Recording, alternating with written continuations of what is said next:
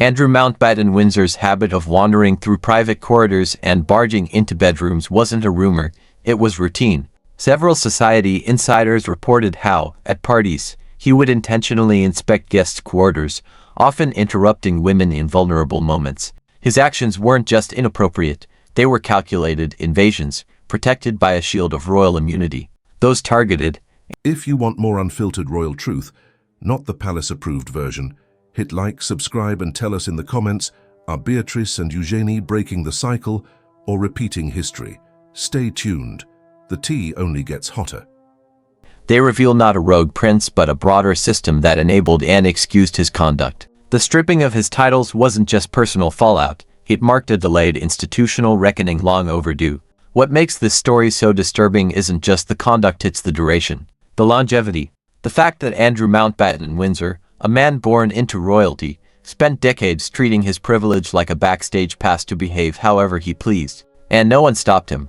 We're not talking about the occasional outburst or poorly timed joke. These were patterns, documented, corroborated, and eerily consistent across time, countries, and witnesses. From his teenage years into adulthood, Andrew built a reputation for crude humor, demeaning behavior, and juvenile pranks that would have gotten most people thrown out of the party if not charged. Let's start with what's been confirmed over and over.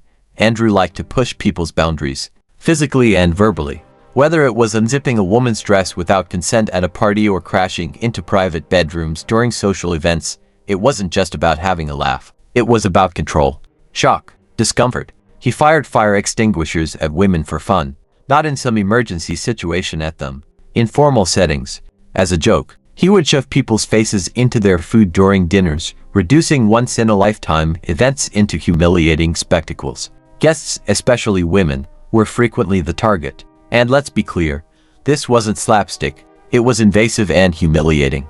These weren't harmless pranks, they were violations dressed up as mischief.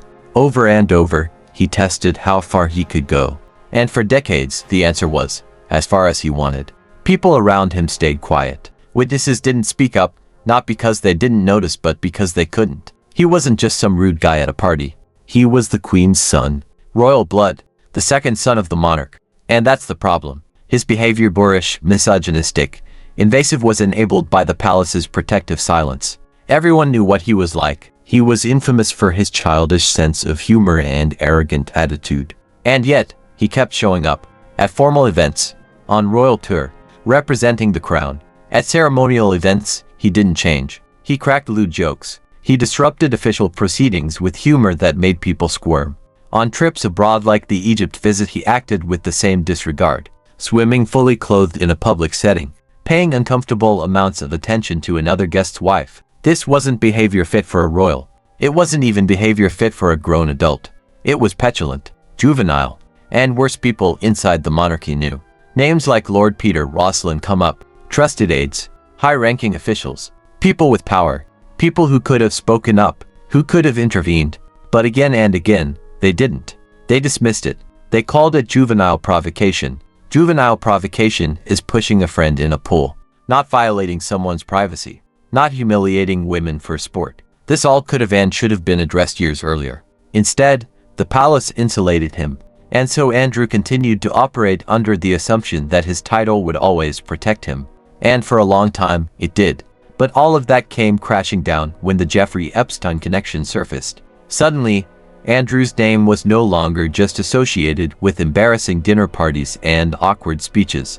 It was linked to one of the most disturbing scandals of the 21st century. His associations with Epstein, and the allegations of sex trafficking that followed, detonated any remaining cover the monarchy had constructed for him. The release of Virginia Giuffre's autobiography was a public reckoning. In it, she named Andrew, detailing her disturbing interactions with him, all while the world watched. The palace could no longer spin it. The press couldn't soften it. The public was outraged. And what was Andrew's response? Denial. Deflection. That now infamous interview where he claimed he couldn't sweat, insisted he didn't remember meeting Virginia, and tried to explain away a widely circulated photo. It didn't land. Not with the media, not with the public, and certainly not with the victims. The damage was too deep, the cracks too wide. In November, King Charles stripped Andrew of his royal titles and privileges, It was presented as a decisive move, but it was reactive, a belated gesture after years of enabling. This wasn't a moral stance, it was a PR necessity, because Andrew had become a symbol not just of royal scandal but of what happens when unchecked power meets zero accountability. And the thing is, everyone saw it coming. This didn't erupt out of nowhere. The behavior had been documented for decades. The monarchy didn't act because they didn't want to, until it became impossible not to. So now Andrew is out. No more HRH. No more duties. No more public appearances. But the story doesn't end with titles being revoked, because the culture that protected him, it's still there. Andrew's downfall doesn't resolve the issue, it exposes it. The royal family had years, if not decades, to stop this, to put boundaries in place, to tell him no. And they didn't. They let him embarrass guests, let him humiliate women, let him violate people's privacy in the name of keeping things quiet. And now, the silence they used to protect him is turning into the thing that condemns them. If you want more unfiltered royal truth, not the palace-approved version, hit like, subscribe and tell us in the comments, are Beatrice and Eugenie breaking the cycle or repeating history? Stay tuned. The tea only gets hotter. Or does it shift the blame entirely onto Andrew and move on, as if he acted in a vacuum?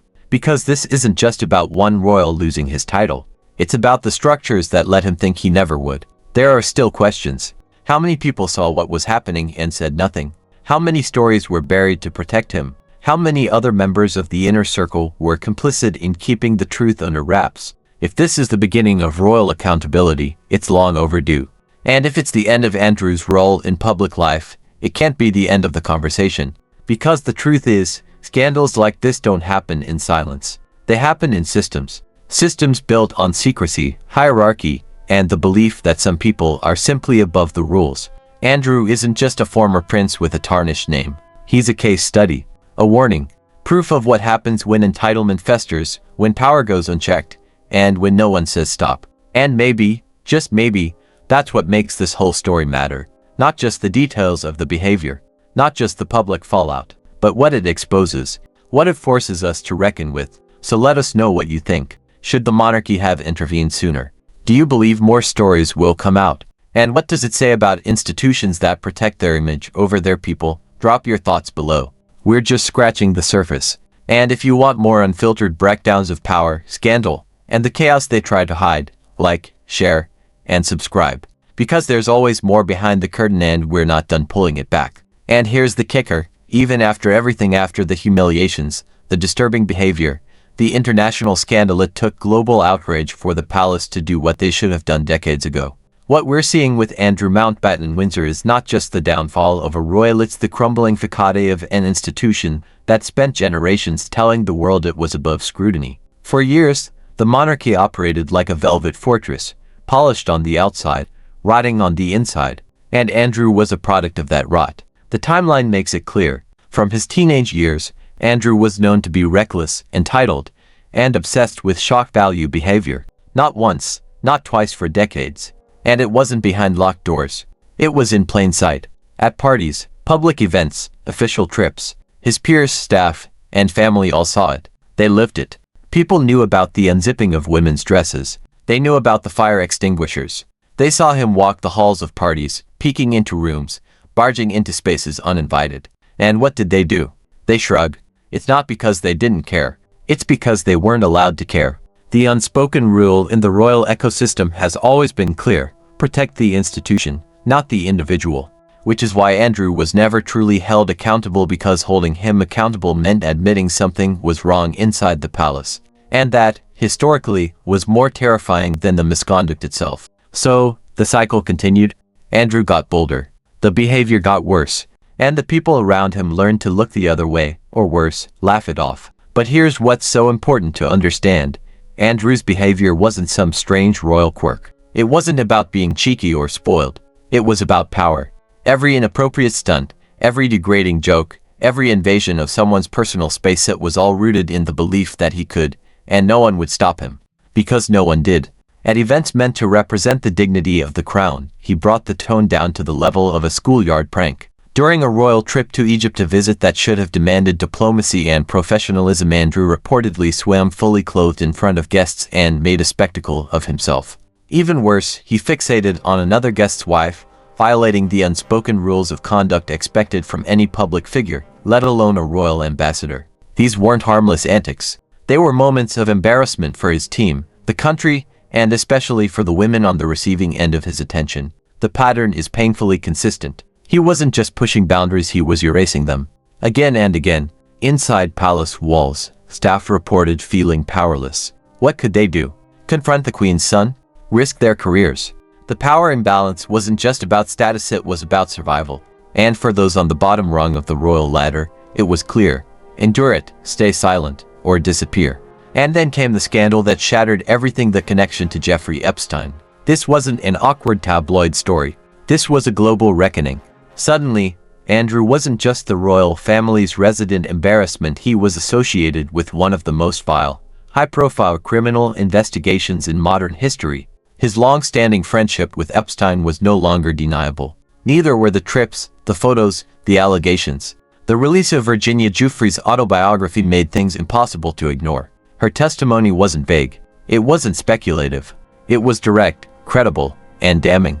She described interactions with Andrew that fit the very pattern people had been observing for years: arrogance, entitlement, disregard for boundaries. And how did the monarchy respond? By pretending to be shocked. By finally doing what they should have done years ago, publicly stripping Andrew of his titles, his roles, and any remaining public responsibilities. It was presented as a necessary break, a sign that the institution would no longer protect its own at the cost of integrity. But let's be honest, it wasn't bravery. It was cornered survival.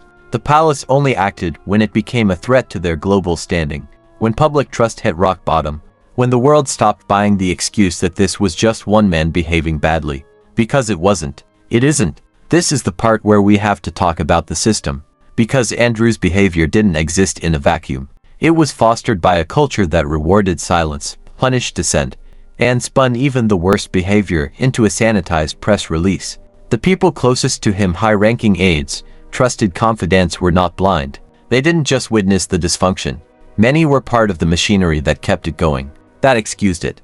That convinced others to let it go, to move on, to keep the press from digging. So when the palace claims this is a turning point, the question becomes, for who? For the women who endured years of humiliation, for the staff who were forced to pretend the behavior wasn't happening, or just for the monarchy's reputation, now fighting to prove it's still relevant in a modern world that won't tolerate impunity.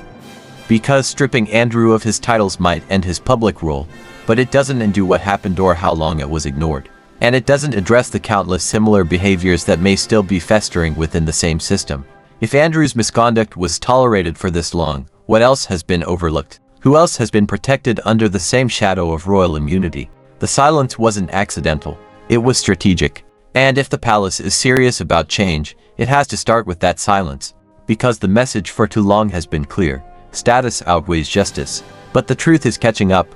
And Andrew's fall from grace is only the beginning of the conversation, not the end of it. So where does this leave us now? It leaves us looking at an institution that has spent centuries defining itself by tradition, now being forced to confront the damage that tradition has enabled. An institution that prides itself on moral authority, now publicly tied to cover-ups, power abuse, and deep institutional failure. And it leaves us with questions. Uncomfortable ones. The kind that don't get answered in palace statements or brief interviews. Why was this tolerated for so long? Who protected him? Who else is being protected? And if this is what happens under the spotlight, what happens in the dark? The monarchy can't afford another Andrew. Not politically, not culturally, not morally. The system that enabled him to humiliate others, time and time again, needs to be dismantled, not rebranded. Because this wasn't just a personal failure, it was institutional rot. And it took far too long for the people at the top to admit it. What's most infuriating about the entire Andrew saga is how many opportunities there were to stop it, to intervene, to set boundaries, to say, this is not acceptable, not anymore. But time and again, the royal institution chose not to.